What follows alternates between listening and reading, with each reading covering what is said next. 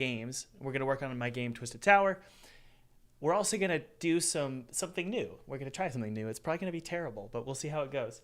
We're going to try live call-ins where you guys can call in. And I say I'm going to do a little caveat there. Currently, only people on my private Discord server who have frankly been vetted and put into that server, those individuals are going to be able to call in. So just for today, and we'll see how long we need to get iron out the kinks for this. So just for today, if you're on my YouTube channel, but you're not part of the private full-time game dev server, you won't be able to call in, but you're going to get some great questions from these individuals, and hopefully I'm going to answer them as best I can. Okay. I will see you guys. Oh, really quick. I wanted to say a huge welcome to some new students who have joined my program, Full-Time Game Dev. Full-Time Game Dev is obviously, supports me and my channel, and that always means a lot to me that you guys would support me and my channel, but it does also support the students who enroll. It's a premium program that teaches you everything that you're going to need to know in starting a indie game studio. So, Mirko, Felicia, Martin, JR Pinkham, welcome to Full-Time Game Dev. It means so much to me that you joined. I hope that the program serves you well. And also, just by the way, guys, today is the first day of the spring sale. This closes in 14 days. You're going to get 50% off Full-Time Game Dev plus 3D Art Pro and 2D Art Pro completely free. These are my art programs. Obviously teaches you 3D and 2D art. 100 students can join. After that, the sale is over. Enrollment closes for the spring sale. So be sure to check it out below. All right, guys, I'm going to run a little intro here, and I'll see you on the other side.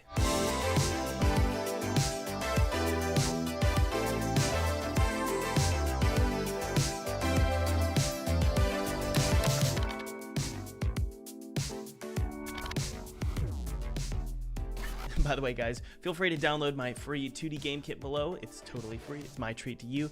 I used this exact 2D game kit to make a game for PewDiePie in 14 days, and then I got to play it in front of his subscribers, which was really awesome. So download that. Use it however you want. It's my treat to you. Yeah. Okay. All right. So let's see who wants to join us in our live calls. Anybody want to join us in the live calls? And by the way, we've got Hector here with us. Hector, you want to say hello? All right. Wait one sec. Let me see if I can get you on there. You're not showing up, even though I just told you where. You want to try again? Can you Yep, hear there me? you are. There you are. Yeah, we can hear you. Guys, this is Hector, and Hector is one of the producers for the channel. He is the producer for the channel, helps out. He's my wingman, helps me out a lot, and so he's going to be joining us today for these live calls. Okay, so we're going to do a bunch of questions. Do we have anybody who wants to jump into the hot seat and talk to Thomas Brush? Let me see. If you have a question, go ahead and raise your hand in the chat. Yeah. I think one. But also post your question in the chat. Yeah. We can just invite whoever while we wait. Okay.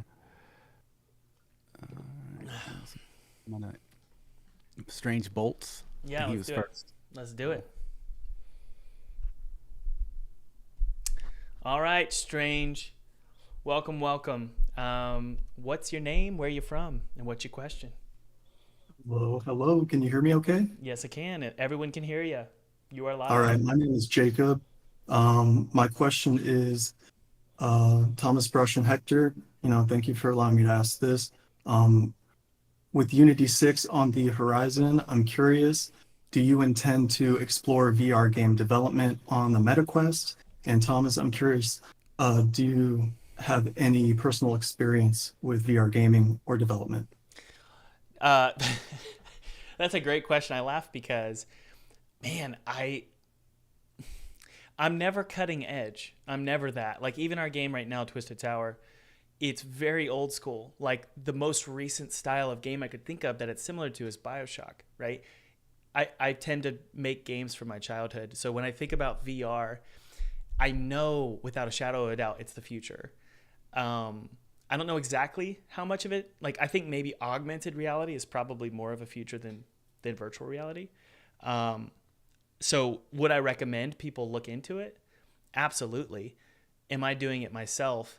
No. And the reason why, and I don't want to ask if you're going to do it, but the reason why for me I'm not doing it is because I'm trying to follow my own advice. My own advice has been follow your forte. Lean into your forte. So if your forte is building sort of virtual simulations where maybe walking sims and building beautiful environments, and or you're just really, really passionate about virtual reality, then absolutely pursue that. But I'm number one, I'm more of a linear story guy, and maybe that is good for virtual reality. I don't know. I love linear storytelling. I have never put on a VR headset in my life.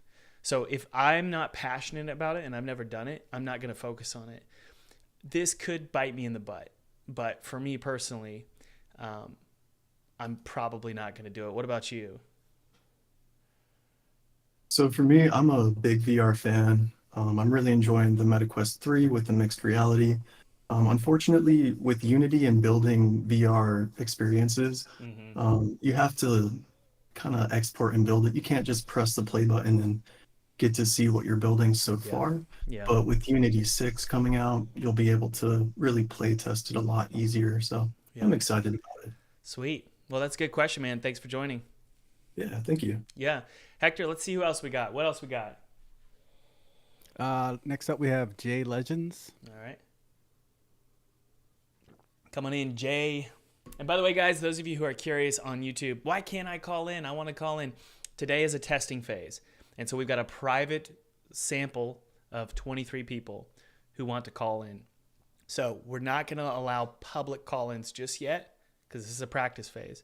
So please bear with us as this is private, but we wanted to stream it to the live stream channel. Okay, Jay Legends, name, where you from, and what's your question? Jay Legends, are you there? Hey, yeah, can you hear me okay? I can. Oh, awesome. Yeah, my name's Jameson. I'm in Sacramento, California. So yeah, thanks for letting me in on the call. I have a question. So I've been prototyping the game Sorry, you for cut, with, but sorry, you cut out I there. think Give that it, I could. you cut out there. Give it another go. Sorry about that. Yeah, so I was saying I've been working on a prototype of my game for about 2 years now, and I'm interested in trying to take things to a level where they're more polished. And I'm curious of your thoughts of hiring up about if that's out to try to You cut out there. house the finish line for. Yep. You cut out there. You said, I'm curious about. Sorry about that. You said, I'm curious about hiring. What was it?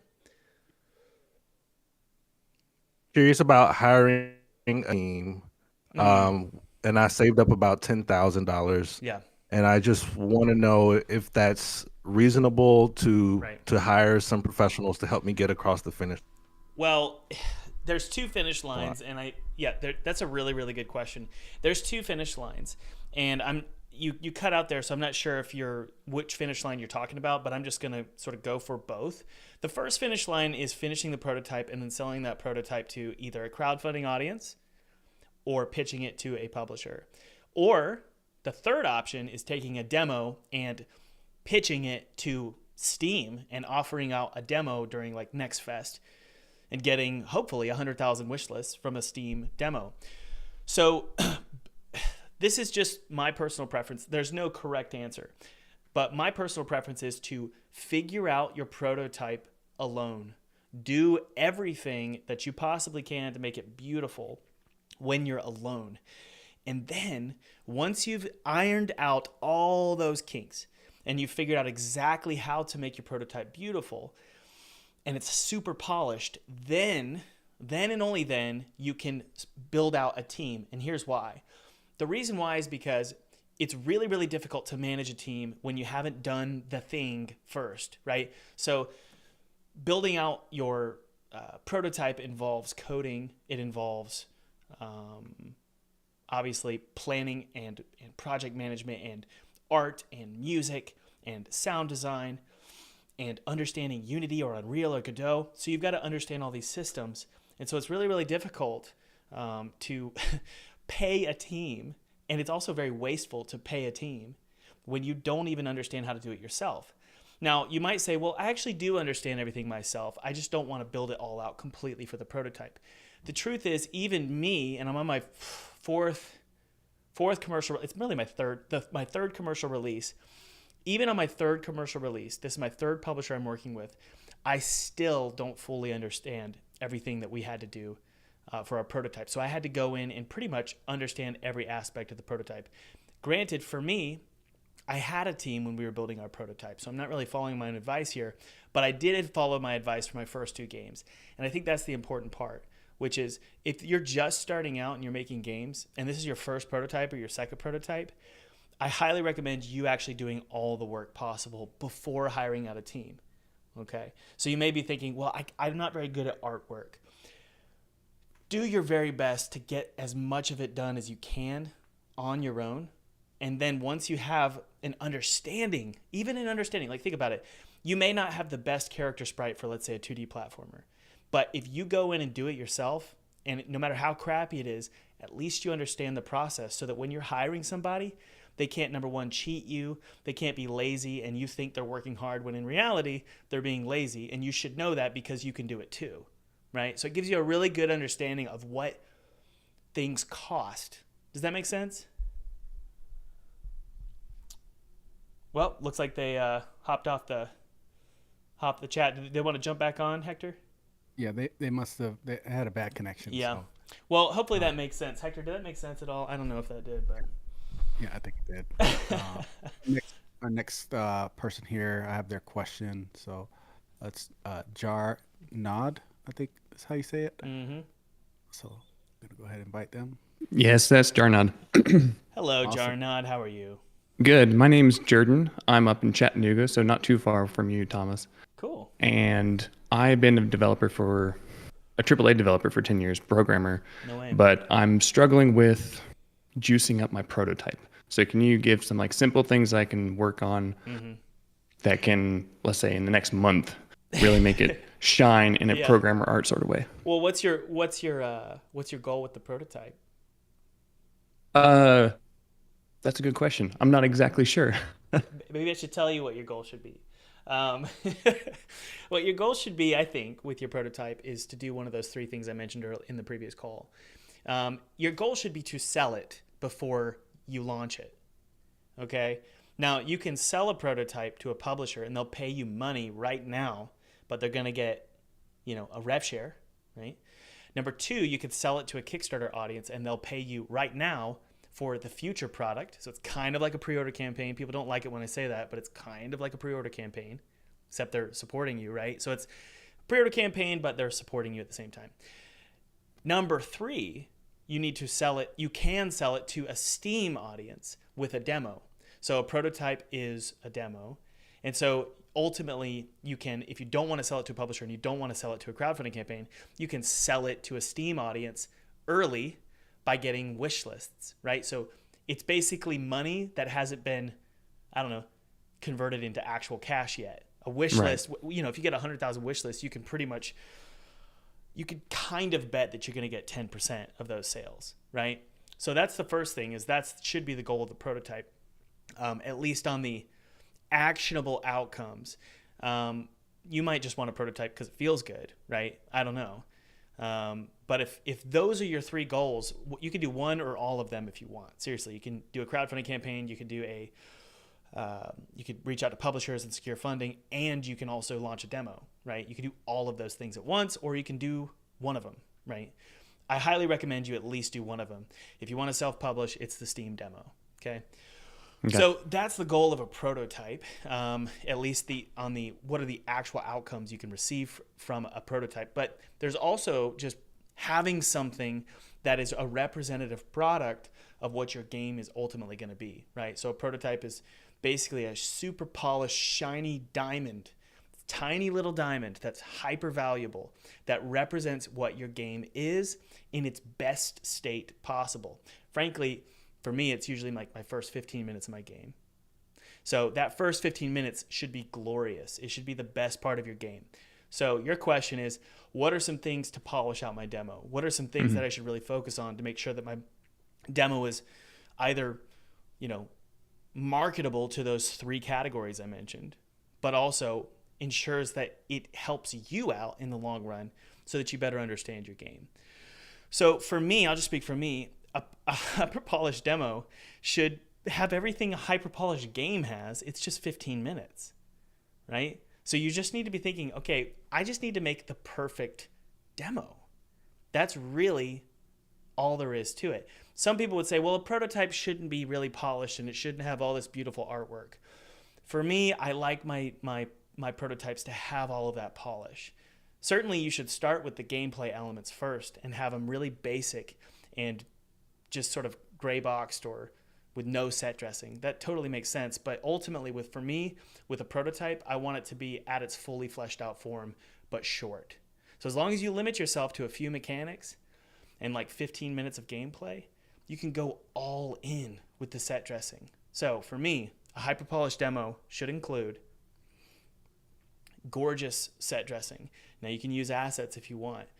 You can find music. You don't necessarily have to license it yet because it's just especially if it's private. If it's for internal use or you're pitching to a publisher, I think it's totally fine to just say, hey, we're going to use unlicensed music.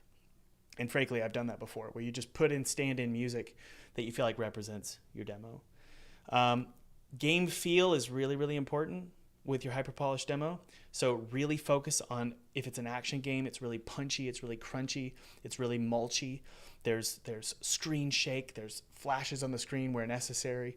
You really want to focus on that extra oomph with game feel, because a lot of times game feel is the missing factor for most of these prototypes.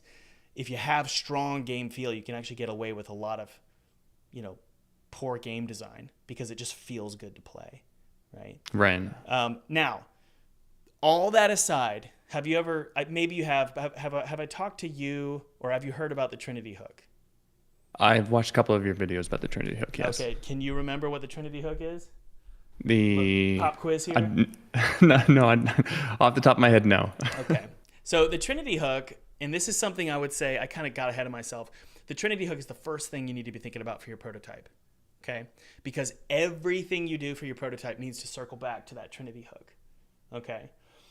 So the first thing is, maybe I'll do a little quiz for you here. What is a hook? So let's not A hook is just something that gets the audience or the intended audience interested. Mm-hmm.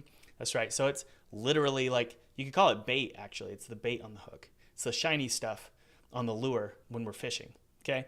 That's really what our hook is. So a lot of people try and figure out what their hook is, and they're afraid to even pin down their hook because they say, well, my game has multiple hooks.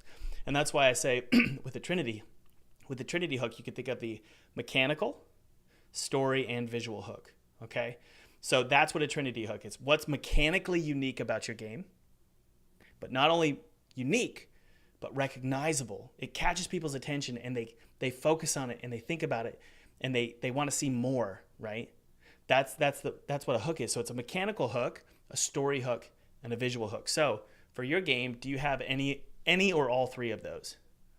The mechanical hook is a little too similar, I think, at the moment to other games. And is that a problem, you think? Not necessarily, but it's hard to show off that in a short trailer or like show off the interest of it. Mm-hmm. Okay. So your mechanical hook you feel isn't there yet. What about your visual hook? Visual hook is definitely not there. It's programmer art. It's squares and boxes. I'm trying to work with an artist. So, and then the story hook is also one of those twists at the end. So it's hard for me to have like an actual story hook in it. It's a twist at the end. That's the hook. Yeah. Yeah, that's not good because if you're going to market a game, you can't have it be a twist, right? It's like, how old are you, by the way, if you don't mind me asking? 37, I think. So you've seen The Sixth Sense, I'm sure. I actually know it got spoiled to me before I saw it. Can you imagine, though, if they marketed, if you haven't seen The Sixth Sense, it's on you guys, for everyone who's listening, if I spoil it. But imagine if they marketed it as he's dead the whole time. Like, imagine if that was the tagline. Well, people would go see it because like that's kind of a cool hook. But the problem is it wouldn't pay off. It's like a thumbnail that gives away all of the information for a YouTube video. You don't want that. You want the YouTube video to pay off the thumbnail. The same is true with a hook. If your hook is only a twist at the end, it's not good enough. It's not good enough. So with you, before you even work on your prototype, you need to have all three of those, especially if you want to be profitable with your game. But also, even if you don't want to be profitable and you just want to have a good game, it's super duper important to have these three elements for your Trinity hook. Now, obviously, you could just have a mechanical hook, or you could just have a visual hook, or you could just have a story hook and get away with it. A lot of games do. The problem is you don't want to invest in one stock portfolio when you're investing in the stock market. The same is true with a game. If you can invest in 3 hooks, you're much more likely to at least have one land, because most people think a hook is a hook and it's not a hook, right? Right. And I've been guilty of this too. So why does it matter to get your Trinity hook before your prototype is done? Because everything about your prototype should focus on the hook. Everything should point back to the hook. Nothing should be done if it's not pointing back to the hook. Now, just to clarify here, you might say, I thought it was supposed to point back to the gameplay loop. Well, even the gameplay loop should spin around like planets orbiting the sun, which is your Trinity hook.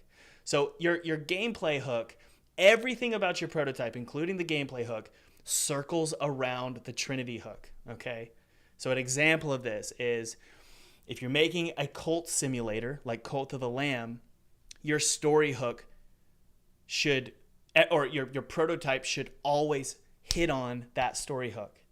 That first 15 minutes of gameplay, you better do everything in your power to focus your story on that one hook. You better focus everything about your mechanical hook, meaning, or you should focus your prototype on the mechanical hook as well, Right. which is cult simulation.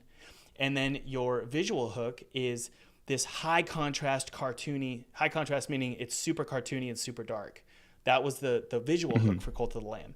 Notice how everything they did in the first 15 minutes of gameplay was circling around that hook. And they didn't really stray from anything else. They didn't ever go outside the boundaries of that hook. The hook is the gravity of everything you do for your game.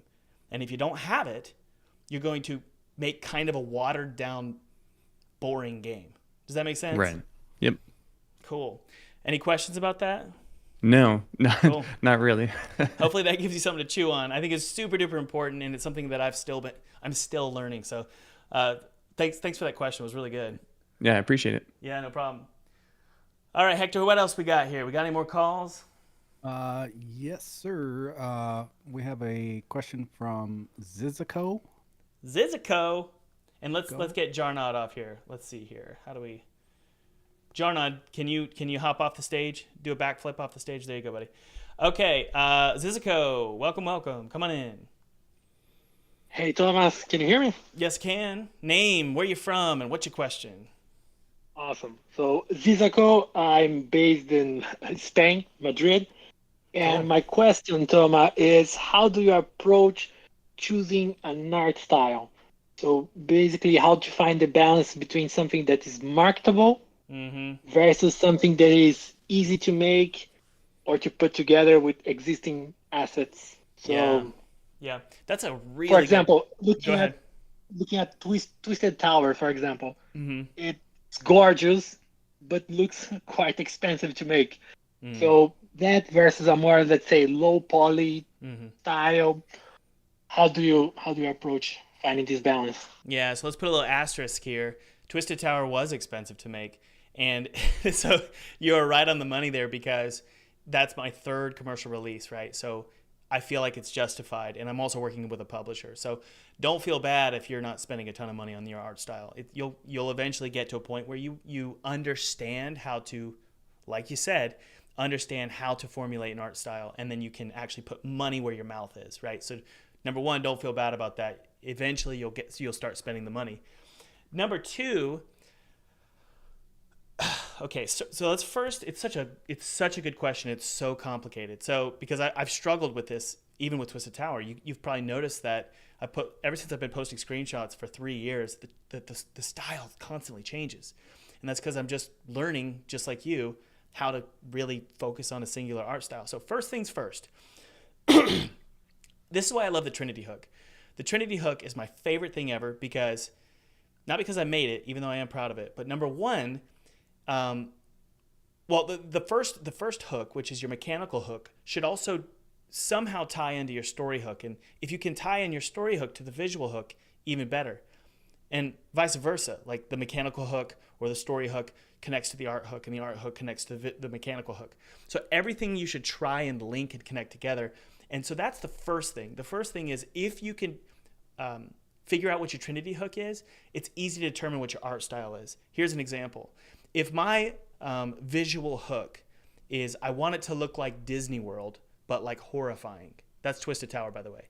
If it's Disney World, but horrifying, how then do I correlate that to the visuals?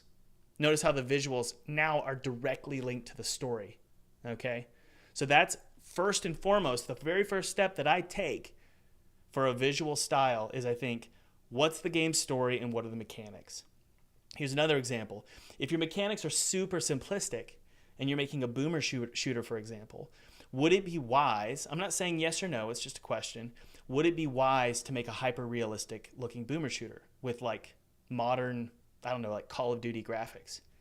Probably not, because it would probably be a miscommunication with the audience. The audience might be confused what the game has to offer, when in reality it's a super simple boomer shooter. So that's number one. Your visuals should try and tie into your Trinity hook, okay? So that's the first thing. The second thing is, once you know that, and once you know what your Trinity hook is and how your visuals tie into that, once you know that, then the next step is to put together a visual Bible, okay? The visual Bible is really important, especially if you have a team, but even if you don't have a team, it keeps you grounded. The visual Bible is going to contain the fonts you want to use, okay? 2, max 3 fonts. Your color scheme, okay, look, you've got a global color scheme. So for Twisted Tower, an example is RGB pastels. So red, green, blue, right? That's actually the color scheme for Twisted Tower, but it's muted and it's pastels. That's my global color scheme. And I literally have, I think in my GDD somewhere, I've got a box that showcases these colors as like a gradient. And it's like, this is the global color scheme, meaning this represents the game. This is what markets the game. And then below that, I have my biome color schemes. And those biome color schemes are going to look good with the global color scheme. Why? Because a lot of my prefabs in my games, like boxes or enemies or levers or keys, those all follow the global color scheme. Then what you do is you then say, well, okay, if I have global prefabs inside of small biomes like a water level or a desert level, they still need to look good there too. So that's what the color scheme section of your visual Bible is. First, the global color scheme, and then mini biome color schemes that look good with the global color schemes, okay? So color, and well, you have your colors and your fonts. Colors, I would say, is the most important aspect of game design, of a game's visuals, for sure. If you can figure out color and you have a good idea of color theory, especially complementary color theory, you're probably gonna make a pretty game. It's really, really simple to understand color scheme and incorporate that into your game. Most people just don't realize how valuable it is. Then the third element you're going to want to do when determining your visuals for your game is, it's hard to answer this because I am an artist and I know a lot of people aren't an artist. Are you an artist, Zizuko? Yeah. Okay. I consider myself quite versatile in terms of art, but yeah. Are you a pixel artist? Yeah, I can do pixel art as well. Okay, I can see your avatar. It looks really cool. So if you're an artist, your job is to, I would say, find 3 games that you want to replicate. I mean, this is the simplest thing to do, and a lot of people feel gross about it, but it's just so simple and easy to do. Just find 3 games that you want to replicate, not only the style, but also like the price point, because visuals are really, really important. If you're going to ask for $25, your game better look like a $25 game. If you're going to ask for $5, then it's much easier to make a game that looks like a $5 game. So your job is to find games that are in a similar price point, that have a similar value, or at least they look like they do, and see if you can replicate those games. That's really all I do for my visual styles. After that, and I put that in a Bible, after that, I then just sort of guess and check my way through the visual styles. I also test it with an audience. That's really important as well. Test it with an audience. Test it with Twitter or X. Test it on Instagram. Test it on YouTube and see if people actually gravitate towards that visual style. If they don't, it's not really worth working on because you don't have a visual hook. If people aren't hooked by your visuals, you don't have a visual hook. Does that make sense? Yeah, it does. It does. Yeah, and that would be my follow-up question was if this, let's say the art style Bible and this reference, if they should be made in isolation, or if should be looking into trends or games that are popular at the moment, or as you said, take other games as inspiration of art styles and Yeah. how to take this into account. Perhaps even art styles to avoid because they are being too overused. I don't know. Yeah, well, okay. I mean, it's a pretty involved question. I'll just say this. I'm a big fan of making sure my game is marketable, but there's a point when I just throw it to the wind. Like caring about, is this art style relevant for the current generation of gamers? I don't care about that. I care, is it mechanically interesting? Is it visually interesting? And is it story interesting? Is it interesting?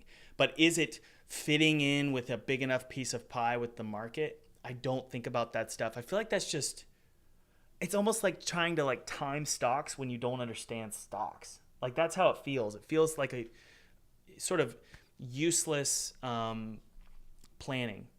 I would just say if you're passionate about, this sounds cheesy, but if you're passionate about your art style and you're talented at a specific style, do not waste that, because to be passionate and talented is a gift.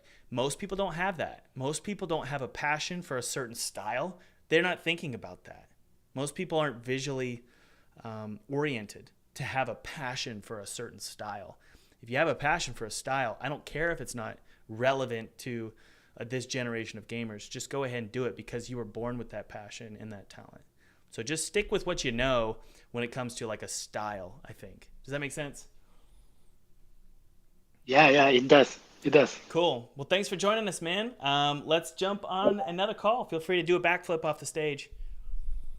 All right. Thanks so much. Yep. Okay, next up we have Edom Games. Okay.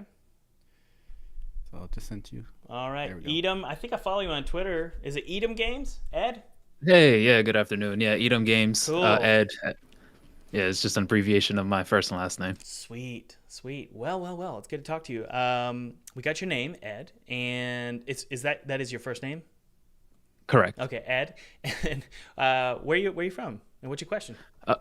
I'm in Michigan currently. Cool. And so my question is, so one of the things that, as we all know, is that we spend a lot of time talking about making the game, how to make a box move, how to go through a wall, how to make something die, etc. But we don't spend a lot of time talking about the design of your game, because I feel like we kind of gloss over it, and a lot of us as programmers don't have very much skills in design. So I guess I'm asking, is there any resources that you would recommend to getting into design? Because I have a strong opinion that design should be the foundation of your game, Yeah. and then you should start with everything else. Like game design, like the loop and the mechanics.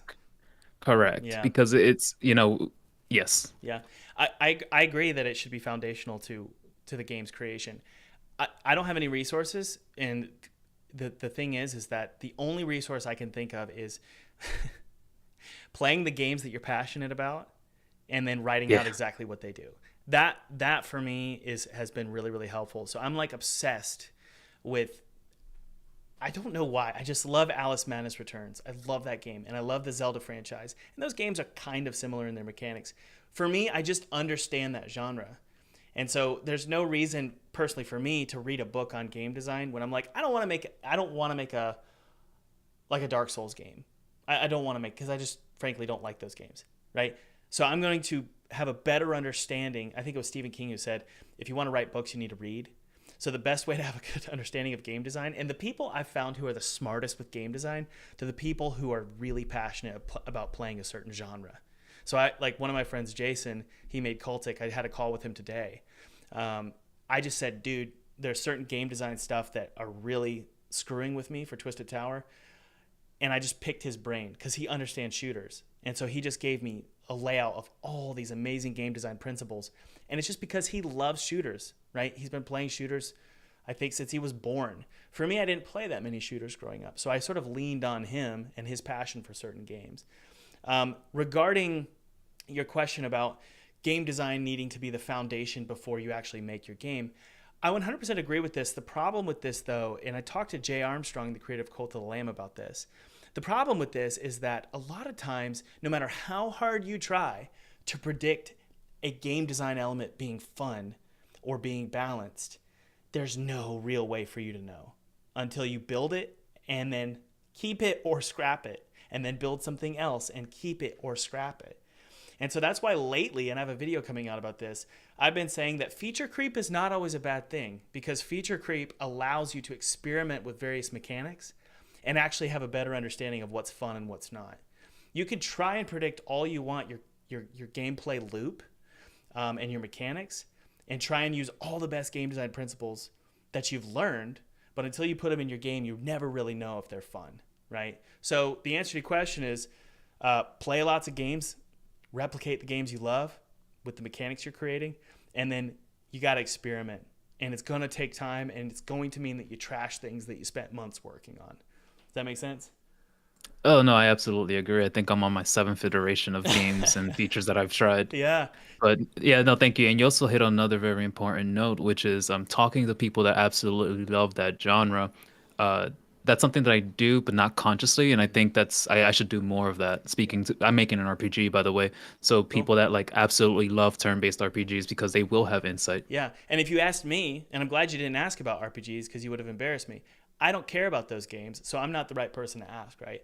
But I think it's, number one, really brave of you to be able to do this call and just hop on and ask me questions. So you're obviously making the right moves in the industry of trying to connect with people and talk to people. So I think that's great.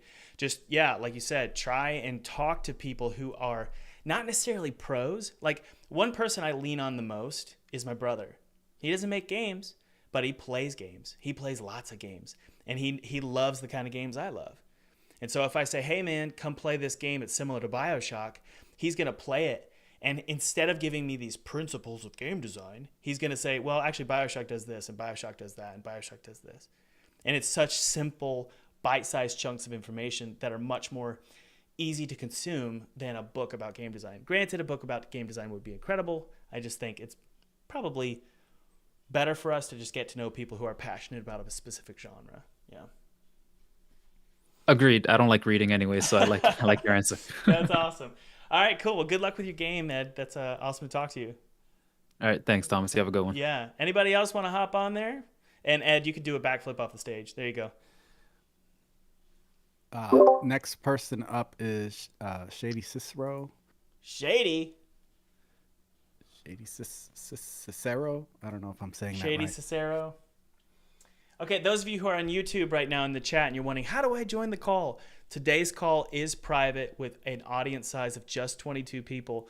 And that's because we wanted a private, vetted group of people that are part of a private Discord server. I know that sucks. I know that's sad. So if you want to join in and talk to me, we'll probably be doing more of these, more in a public way. But for now, these are just private. So I appreciate you guys hanging out and just listening to these calls. I hope you guys are learning a ton. Okay, Shady Cicero, name, where you from, and what's your question? Can't hear you. Almost there. Maybe we can have you come on again in a bit once you've got it figured out. Hector, can you hear him? Okay. Nothing yet. I can bring on the next one. Okay. Shady, can you do a backflip off the stage and maybe try and figure out what you're doing? And then let's get another person on, Hector. Okay, the next one is D3VI or D36. I don't know. Okay. Oh, yeah, Devi. That would be my Devi. name. Welcome. Thank you. Yeah, I'm Devi. I'm from Utah. So, I guess sorry about the mic quality. I'm at my No, 9 to 5 right now. It sounds good. Oh, cool. But so, I have a family and a 9 to 5, and I know like when you were making Pinstripe, you didn't have the most healthy relationship between the two. Mhm. But I'm just wondering if you ever found like a balance, or if like I'm just gonna have to bite the bullet and Yeah. become a full-time zombie. Yeah. Well, the first thing is that there's different places you can be healthy. You can be healthy with your schedule, but unhealthy with your mind or your heart, right? So for me, when I was making Pinstripe, my schedule was fine. Like I had time in my day, and my schedule was I would get up at 5 a.m. and work on Pinstripe. Nowadays, I I get up early and I work out because I have the time. But if you're willing to, I think everybody should be getting up early in the morning and doing something before they work. I think if you can sacrifice an hour in your morning to make a game, that's wonderful. Or sacrifice that hour of lunch break, or sacrifice that hour after work before you go home, or sacrifice that hour before bed. So my schedule, I would say, was healthy because I had time. The problem was my brain was not healthy.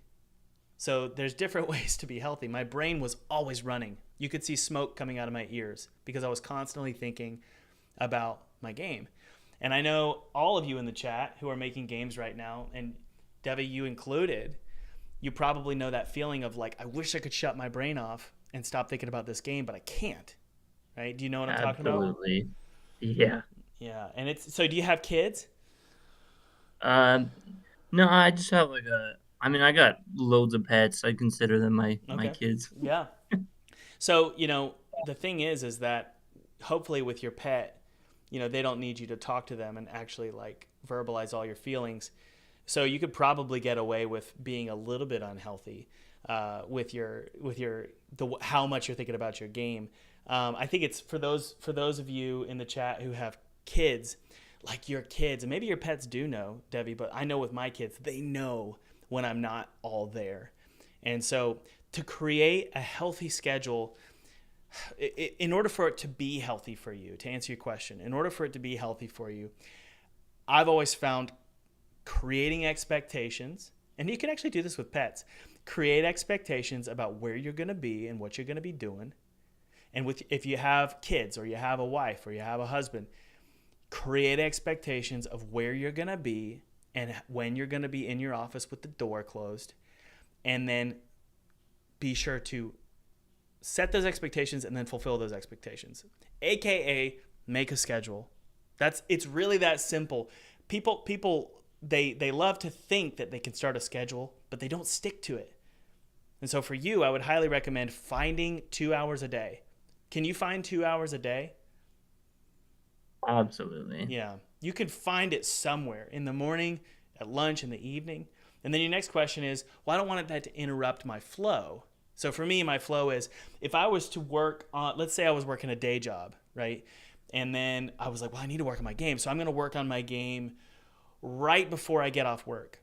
That is a terrible idea. Like at 5:30 p.m., if I were to work on my game for an hour at 5:30 p.m. to 6:30, and then I go downstairs and try and hang out with my kids, it's a terrible, terrible idea because it's going to interrupt your flow as a parent.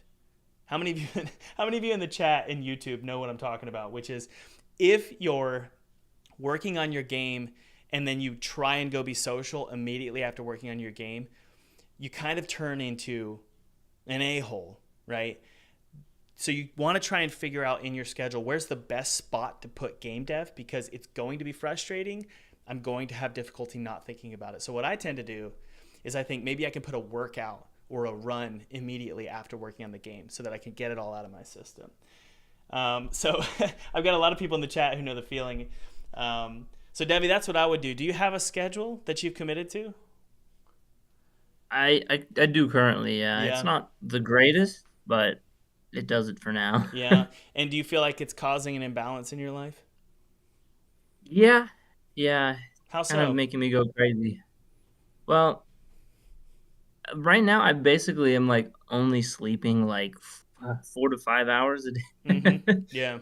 And that's like it's been putting a toll on me. Yeah. And then I feel like I can't, commit all of my energy to game dev, my passion because I'm not, all the way there. Yeah. Well, why are you let's try to figure this out. During your day job, are you working a day job? Yeah. Okay. Are you working 8 hours, 9, 10? 8 to 9 hours. Okay, 8 to 9 hours.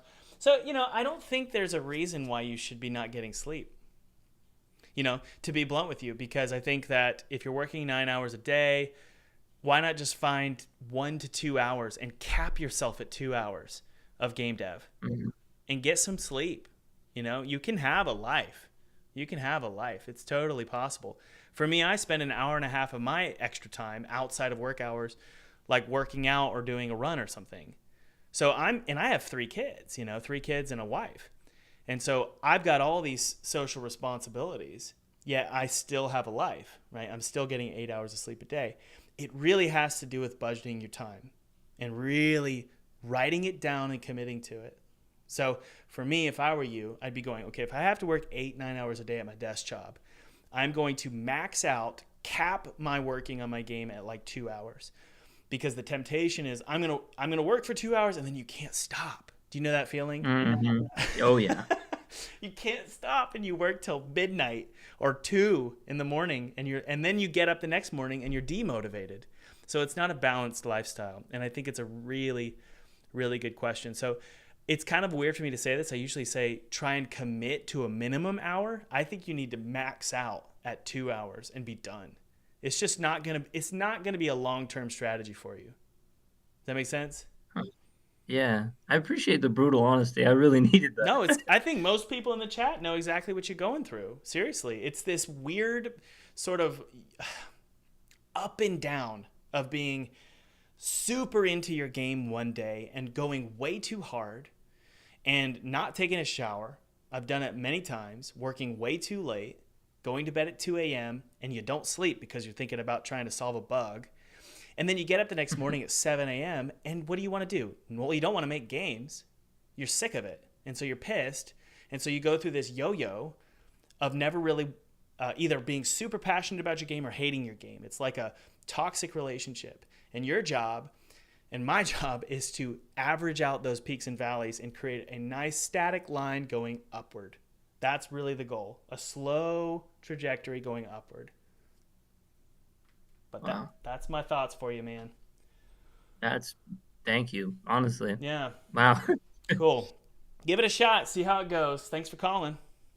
Yeah, of course. Yeah. My turn to do a backflip. All right, do a backflip off the stage. Okay, let's see here. Mavdev in the chat says, burnout is crazy. Nolex says, we feel that, brother. Just try and get control back. And then Lay says, we got you, Devi. So good. Oh, Metaphysics says, burnout is real, crazy. Don't get there. Okay, and one more comment. I got to read this one. And Hector, we could throw someone else on here. Mike Jemmy says, my game is the toxic one in the relationship.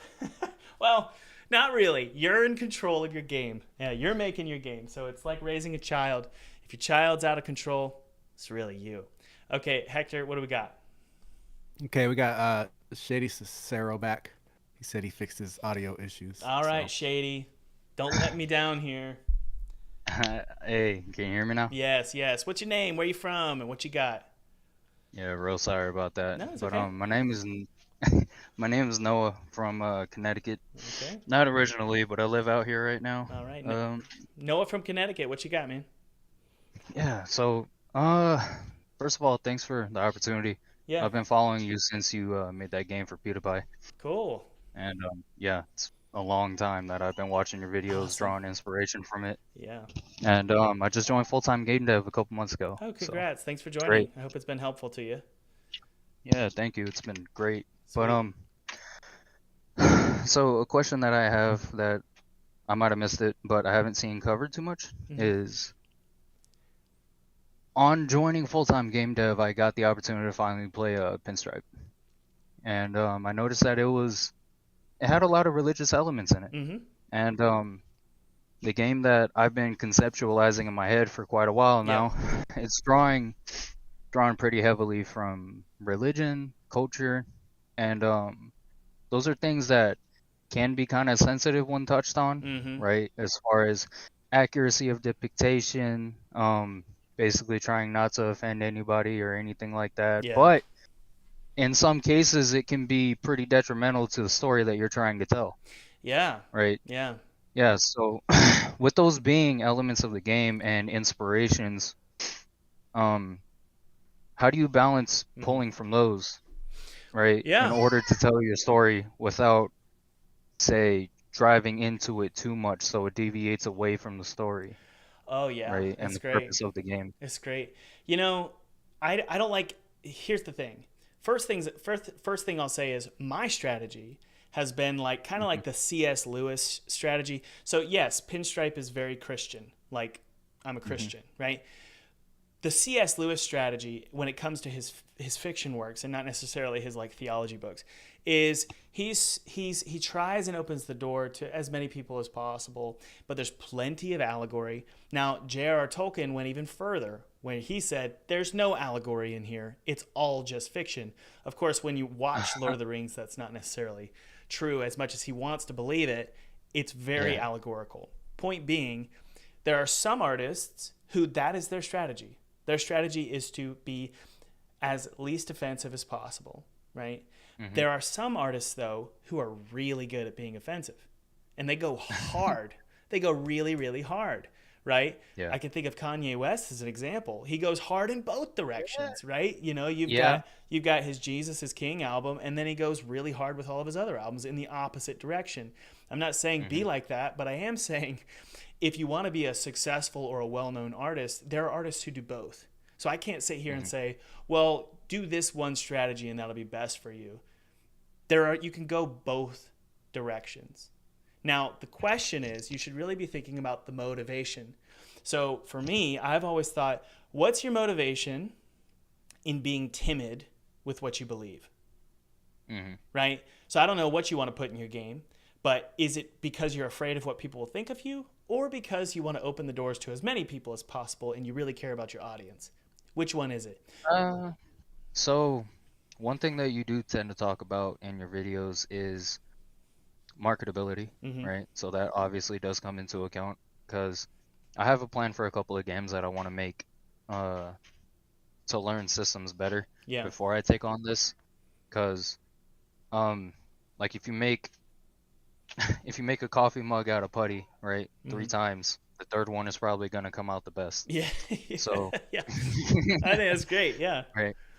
Yeah. So the way that I figure, because I have no game dev experience at all, I made a donut in Blender in my barracks room like 6 years ago, and I thought, oh, I can make a game.